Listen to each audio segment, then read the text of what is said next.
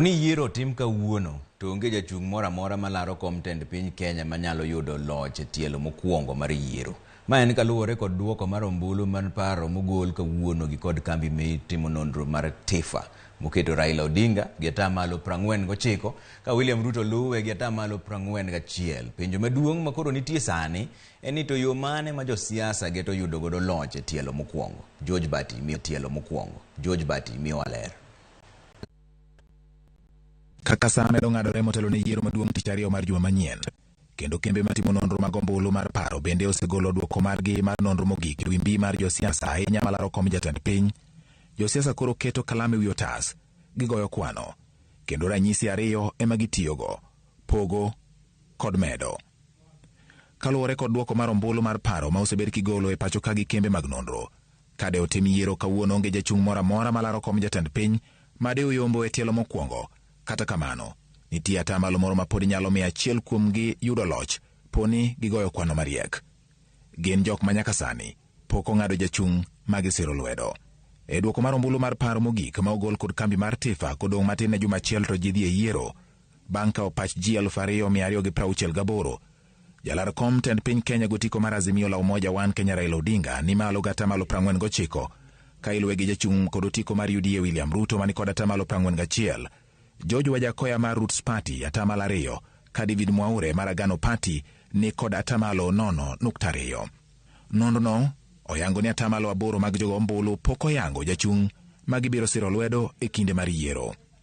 Atamalo 8 ema kalamb kwand josiasa koro menyo. Kwand duoko mar nonro mar TIFA onyiso ni ponono Raila Odinga kod William Ruto pogo e diere atamalo 8 mag jok ma pok ong'ado jachung' ma gibiro siro lwedo e yiero matich ariyo.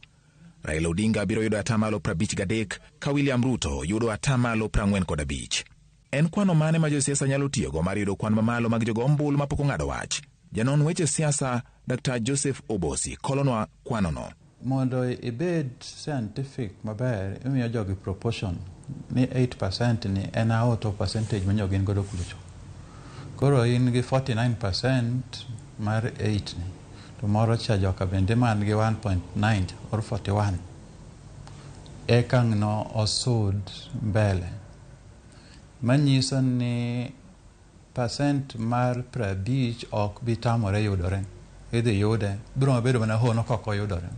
To gimo nyalo temo mamiyo gigodo go thuolo gi te ni namba 1 cha biro yudo mang'eny kuom 8 go, to ng'at machielo cha dhi yudo namba 2 dhi yudo maluwe. Kamano.